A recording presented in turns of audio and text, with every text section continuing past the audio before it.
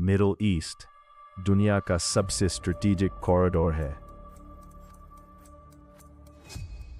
यहीं से global oil supply का बहुत बड़ा हिस्सा गुजरता है और यहीं से स्ट्रेट ऑफ हॉर्मूज जैसे चोक पॉइंट्स दुनिया की एनर्जी इकोनॉमी कंट्रोल करते हैं।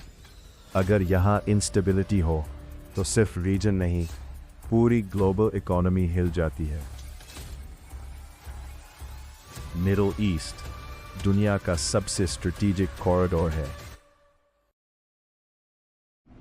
यहीं से ग्लोबल ऑयल सप्लाई का बहुत बड़ा हिस्सा गुजरता है और यहीं से स्ट्रेट ऑफ हॉर्मूज जैसे चोक पॉइंट्स दुनिया की एनर्जी इकोनॉमी कंट्रोल करते हैं। अगर यहाँ इंस्टेबिलिटी हो तो सिर्फ रीजन नहीं, पूरी ग्लोबल इकोनॉमी हिल जाती है। ईरान और इजराइल की दुश्मनी सिर्फ रीसेंट नहीं, डेकेड्स पुरानी है। इजराइल अपनी सर्वाइवल और सिक्योरिटी को सेंट्रल कंसर्न समझता है, जबकि ईरान अपने रीजनल इन्फ्लुएंस और एलाइड ग्रुप्स को प्रोटेक्ट करने की स्ट्रैटेजी फॉलो करता है।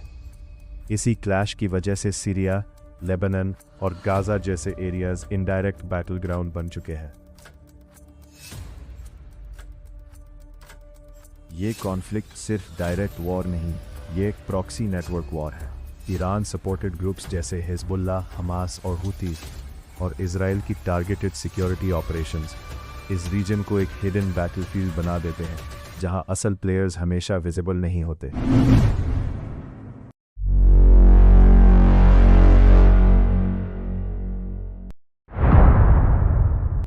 यूनाइटेड स्टेट्स इस सिस्टम का थर्ड मेजर पिलर है। वो डायरेक्ट मिलिट्री प्रेजेंस भी रखता है, रीजनल अलायंसेस भी मेंटेन करता है और सैंक्शंस के जरिए प्रेशर भी क्रिएट करता है। इस वजह से ये कॉन्फ्लिक्ट लोकल नहीं रहता, ये ग्लोबल पावर बैलेंस का पार्ट बन जाता है। इस टेंशन का सबसे सेंसिटिव एस्पेक्ट ईरान का न्यूक्लियर प्रोग्राम है। वेस्ट और इजराइल इसे पोटेंशियल एग्जिस्टेंशियल थ्रेट के तौर पर देखते हैं, जबकि ईरान के नज़दीक ये डिटरेंस और सॉवरेंटी का इशू है। इसी मिसट्रस्ट ने डिप्लोमेसी को और कॉम्प्लेक्स बना दिया है। यहाँ हर एक्टर अपनी सिक्योरिटी को फर्स्ट प्रायोरिटी देता है और इसी फियर बेस्ड स्ट्रैटेजी की वजह से ट्रस्ट बिल्ड नहीं हो पाता। एक साइड डिफेंसिव होती है तो दूसरी साइड उसे थ्रेट समझ लेती है और साइकिल रिपीट होती रहती है। जब भी यहाँ एस्केलेशन होती है, ऑयल प्राइसेस जंप करते हैं, स्टॉक मार्केट्स रिएक्ट करते हैं और ग्लोबल पॉलिटिक्स प्रेशर में आ जाती है। यानी ये सिर्फ मिडिल ईस्ट का इशू नहीं, ये दुनिया की इकोनॉमी का नर्व सिस्टम है।